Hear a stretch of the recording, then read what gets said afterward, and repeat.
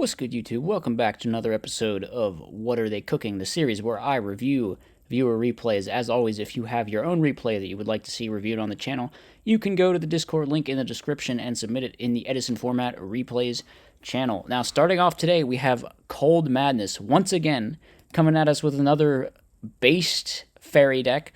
This one is different from the last one. It's not fairy frogs. It's another Tethys build, but this one isn't quite the same as the last Tethys build. I gotta say, watching this replay made me want to build this deck. I might do it for a video, because it actually looks kind of sick. I don't know. Valhalla seems really strong, and like there are these crazy like plays where you're gonna see. You're gonna see. Let's not spoil it. So we're up against, I don't know, some weird machine dupe thing in this replay. So we find out Valhalla here, and we go special Christia. Okay, we special Christia.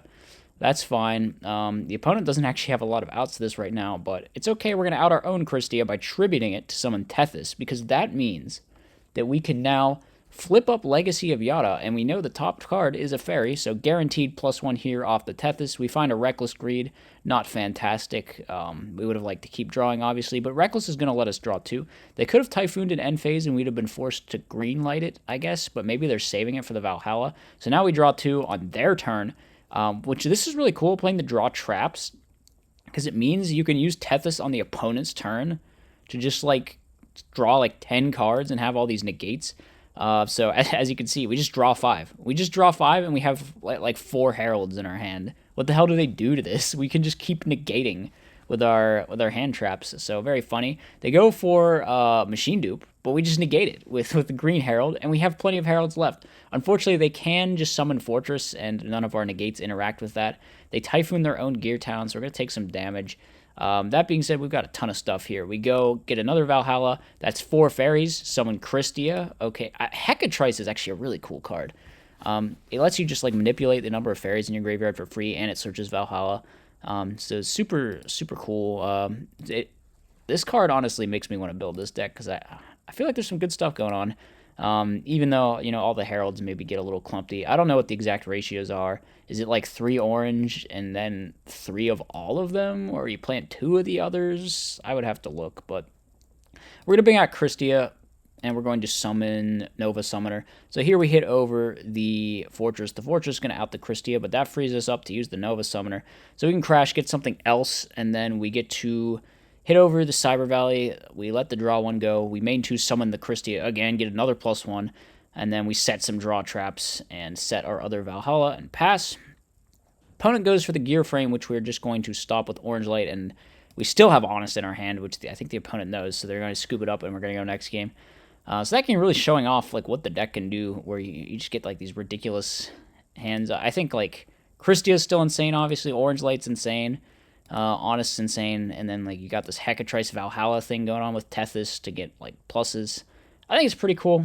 I don't know if it's good or better than the other fairy builds, but watching it, it just looks super fun, honestly. Like, okay, this game we're just going to win with Bryo Christia, you know, whatever. Not as cool, very standard, but, you know, it works well. Not a lot the opponent can do here. Yeah, literally nothing the opponent can do here, actually. They're just, yeah, they drew all 3 Peacekeepers. What the hell?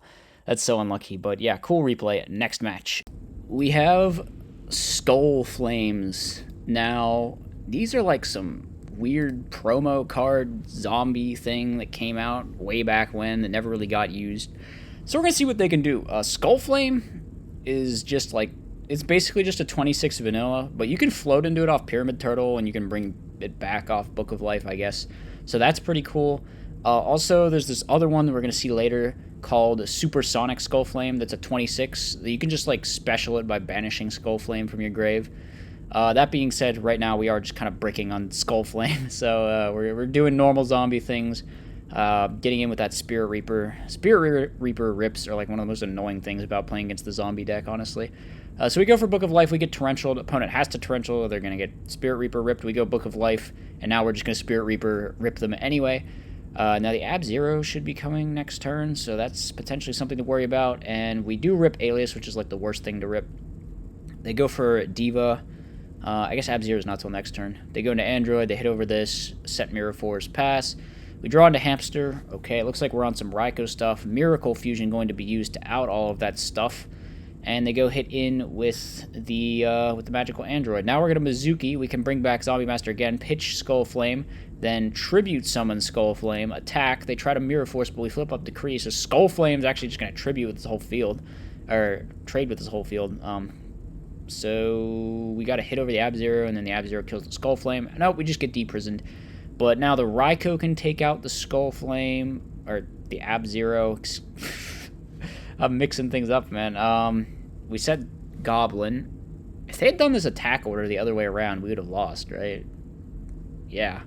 It's a good thing they didn't hit with Honest first. That would have been rough.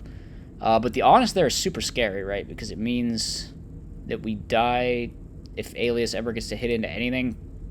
So we gotta put everything to defense. Okay, we don't end phase Typhoon for some reason, so now they can add back another Alias. So now we're not even out of the woods if we clear this first Alias. We draw into Supersonic Skull Flame, though, tribute Caius, and then attack for game with all 3 of our monsters. Very cool. What is it? This thing just summons himself? I think all these do some weird stuff with Burning Skullhead, but I don't think this deck is playing Burning Skullhead, because that card sucks. But then again, you know, these cards also kind of, well, you know, I don't know, it might not be worth it. I haven't actually read Burning Skullhead in some time. I don't even know what it is. So yeah, it's just like crappy burn effects anyway. It doesn't really do anything. Game 2, opponent opens up Future Fusion. That's solid. They're going to send what, Alias? No, they send Stratos because of the Ocean when they can protect it with triple back row. Here we go for set Book of Life, activate card destruction. We draw into Supersonic Skull Flame, but that doesn't do anything right now. This thing's a level 10? Whoa. He's a big boy. Okay, if we can flip up Decree, we could potentially Storm, but our Decree might just get sniped by the Stratos, and it does. That's so unfortunate. That is so unfortunate. So we gotta go fishing with Raikou maybe, but we miss. We hit the Compulsory instead. We draw Typhoon. We could go fishing with Typhoon, but we're going to activate Heavy first. Now we Typhoon the other one. That clears both of them. We hit over the Elemental Hero Ocean, but now Ab-Zero is going to come down and be a problem for us. Opponent, E-Call for Alias. Summon Alias, hit over, activate Spark. Very good. And then we take a ton of damage. But we can drop the Supersonic Skull Flame. And once again, it's going to trade with the entire field just by being a 26 that we can summon for free. Because they don't have another Ocean. They can't get this Ab-Zero bigger. They have to Warrior Lady clear. Alright, but we have another one. We have another Supersonic Skull Flame. We go Foolish Burial, send Mizuki, bring back regular Skull Flame, attack, trade with this, then summon the Supersonic Skull Flame. But the opponent can just make Catastor now. Oh no. Oh no. We were so close. We draw another one, but it doesn't beat the Catastor, and we're gonna die. Alright, game 3. Game 3. Let's see what we got here. We can set Turtle. Turtle can float into Skull Flame if we want to do that. Are we going to do that? Yes! He's a big boy. All right. We attack. We can try to rip with Spirit Reaper here. Opponent activates Deprison. That's a very greedy Solemn Judgment. I think I probably would have just let my Spirit Reaper eat the Deprison there. Opponent draws Rhoda. Their hand sucks, though. They're on all monsters. They go Catastor. That does clear all these Skull Flames. Unfortunately, we go for Caius to out the Catastor. We drop the Supersonic Skull Flame, and this is going to put the opponent very low on life. Down to 800. They can't Brain Control. They can just Rhoda. They drew E-Call for turn. That's so unbelievably bad.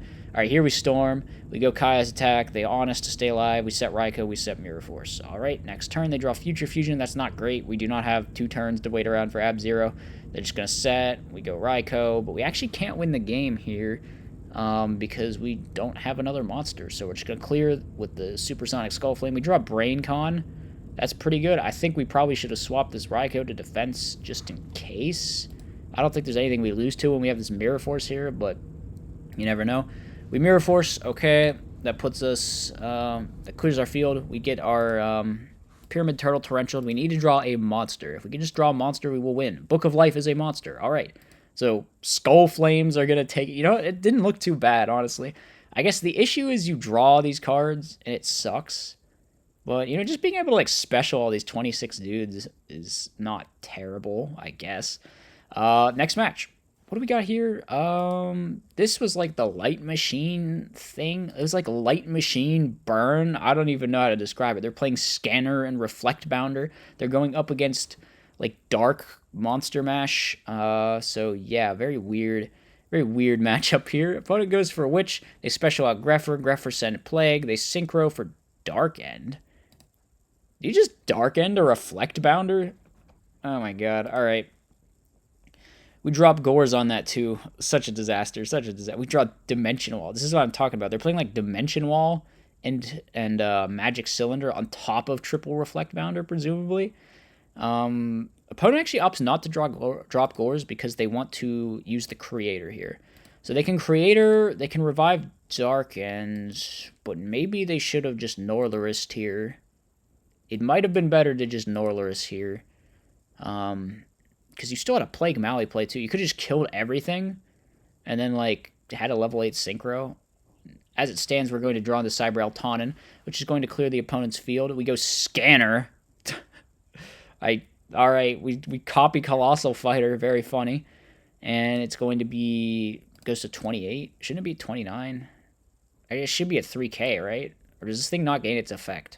It just gains the attack and defense. Alright, never mind. So we turn Scanner to 28. We attack with it first. Opponent drops Gores. This actually wasn't lethal anyway. We were 100 short. Opponent goes for Phantom. Phantom copy Dark Creator. We can bring back Greffer, actually, because we want to send Necro Garda so we don't die. Unfortunately, we just died at the Dimension Wall, though. Oh, man. All right, on to game number 2. Game number 2, we open up... We're on Iron Wall? We're on triple Cyber Value with Iron Wall? That's insane. I mean, Iron Wall is probably good. It stops the Dark Creator and stuff. So we set everything. Opponent doesn't have Heavy right now. Wait, we can't Eltanin under Iron Wall either. That seems questionable. This seems like a questionable card to be siding. Opponent goes for Plague Mally. I guess they can't Mally under Iron Wall. I mean, it's definitely good against the Dark Monster Mash deck. I'm just like, can you really play Iron Wall in here? Actually, we just got like randomly OTK'd by Plague Mally Gallus. So we're going to a game 3. Wait, you're playing Iron Wall with D-Prison and Bottomless and Cyber Eltanin and Cyber Valley? You, sir, are a psychopath. What are you doing? Okay, we summon Witch. Do we go for the Crash? No, we don't want to burn for 17, I guess. So we just summon Lila. Lila gets Bottomless, which is something that we couldn't do if Iron Wall was on the field. They send Necro Gardener. Okay. They make a level 8. They make Dark Ending. Stop Dark Ending Reflect Bounder. Just make Thought Ruler. You will just gain the 17 back. Alright, whatever. It's fine. We summon another Witch. We special out Greffer. Greffer, send Mally, send Plague. Now Iron Wall gets flipped, which means we can't use this Bottomless Trap Hole. And if we happen to draw into a Cyber Valley or a Cyber Eltanin, we can't use that either. And if we happen to draw another D-Prison, we can't use that. And also, we can't use this Gores because there's an Iron Wall. Oh, man, this has got to be the most counter synergy I've ever seen with a side deck Floodgate. So we Brain. Oh, we can use the Gores. We could Tribute Summon it here. Okay, we Tribute set Gores. We set Bottomless, but we can't Bottomless because there's an Iron Wall on the field. So the opponent just goes for the Lila Pass. Going to kill the Iron Wall. So they can Gardener, I guess, if they want to. They are going to do that. We set another Iron Wall. So if we want to flip this, we can prevent ourselves from using Bottomless again. But nope, everything just gets Black Rosed. This Eltanin is live now, however, because there's no more Iron Wall on the field. Opponent goes for a Armageddon Knight. They don't attack because they fear Dimension Wall into just dying. Very funny. Which actually, there is a Cylinder there, and they would have died. We hit over. They top deck Dark Creator, though. That's really nice. They're going to bring out a Tragodia. Tragodia is going to steal the Lila. The Lila is going to take care of that Magic Cylinder, so that's very good. Unfortunately, everything is going to get obliterated by the Cyber Eltanin, which we couldn't have summoned if they hadn't gotten rid of our Iron Wall. They get to stay alive, though, because they have Battle Fader. However, there's another Dimension Wall that they have to deal with, and they just summon Gallus in defense. And now there's a Reflect Bounder that they have to deal with. So this is going to be tough. They need some crazy top deck, and they don't find it. So that was Light Machine Burn. I don't know what it is. Final match. This is a ranked match between Amaryllis and I think Blackwings. Yeah, it's just Blackwings. So we've got a weird build of Amaryllis. I think this guy is playing like Gravirose and Spiritual Fire Art Kurenai, so this should be pretty neat. Also counter, of course, absolutely indispensable if you're going to be doing this kind of build. So this should be interesting, actually. You got Kurenai, you got Gravarose, you got Volcanic Counter. It's like going even more down the burn route. I kind of don't hate it. I think Gravarose is just kind of a bad card, unfortunately. That's basically where I'm at on that. We end phase Call for Gravarose, so that's about as good as it's going to get for us. This gives us a free send. We send Volcanic Counter, okay. We go Card Trooper Mill, and we attack. We eat a D-Prison, but the main problem here is this Gravarose, which is going to get tributed off for the Kurenai at some point if they can ever out it, which they don't, which means we get to send something else for free. So we're just getting mad value out of this Gravarose. They don't even out it with a trap. We go for Legacy. We go for Typhoon on the call. Okay, we tribute for Kurenai, though. That burns for 18, and now they're down to 23 with 2 Volcanic Counters in the graveyard. What are they going to do here? All right, we go Lone Fire, Titanial. No, we get Gravarose. All right, I just like another Gravarose. Why not get Titanial? Maybe they're not playing more? Maybe, is Amaryllis even in here? Is this even an Amaryllis deck? This might just be Gravarose burn. That's possible. I think I might have misread it. I don't know, though. Wouldn't you be better off just playing like the trade-in turbo stuff with the Volcanic Counter? I feel like you should play Amaryllis. It's like good with Kurenai too, right? Because you can just end the milling. Maybe Amaryllis is in here and we just haven't seen the stuff yet. I feel like Morphing Jar Card Destruction makes me really think that this has to be some kind of Amaryllis deck. But we'll find out. We'll find out. Opponent goes for Android. This lets him start gaining life. On the other hand, there's 2 counters. So, like, they didn't deal any damage to us yet. There's still 2 counters.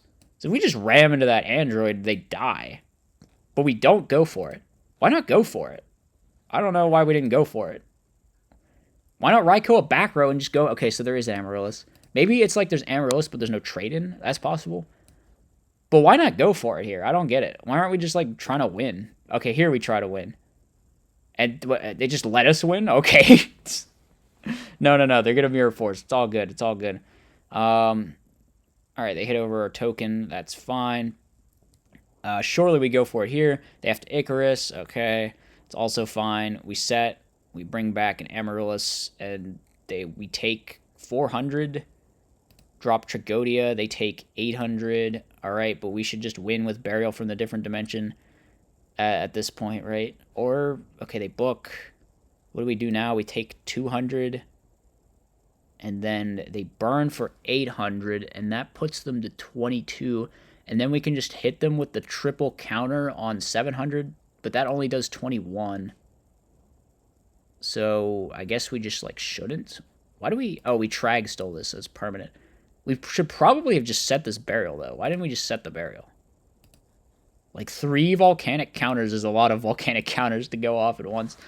And here they go, Tribute to summon Gale. They make Thought Ruler, and then they bring out the Armed Wing. The Thought Ruler is going to let them gain some life. Wait, no, why didn't they hit over the Amaryllis? They'd have gained a bunch of life. Well, now we just activate Burial and win, right? We triple Volcanic Counter, good luck, buddy. Boom, 4,800 damage, game over. All right, on to game number 2. It was pretty much impossible to lose that one. Once you get that many Volcanic Counters going. Opponents actually brought in Deck Dev. I don't know if that's good against this deck. It depends on the build, I suppose. We are on, like, Debris Dragon. I think against my Amaryllis build, the Deck Dev seems quite bad, because there's not a lot of Deck Dev targets. I mean, there's like, Volcanic Counter, I guess, and there's Plague, and there's Necrogardener, but, like, the actual Deck Dev targets that aren't just cards I want in the graveyard are Raikou and Card Trooper, and that's it, right? I can't think of another one. So that's, or Lone Fire. So it's like six things that get hit by Deck Dev that I actually care about getting hit by Deck Dev. Anyway, somehow I zoned out talking about Deck Dev there, and we just won the game, so that's pretty cool. Amaryllis is a pretty strong deck. I kind of like this build. I kind of dig it. Maybe I'll build the Gravarose one with Kurenai and stuff as well. I don't know how many Kurenai you play, though. I would have to, like, think about the ratios on that and stuff. That's probably, like, a one-off or something. But, yeah, cool deck. Cool decks all around. As always, let me know what you thought in the comments section. Hope you enjoyed. I'll see you next time. As always, be sure to like, comment, and subscribe. Furthermore, if you enjoy my content, you should think about becoming a channel member. You get access to tons of bonus content, and it's a great way to help support the channel.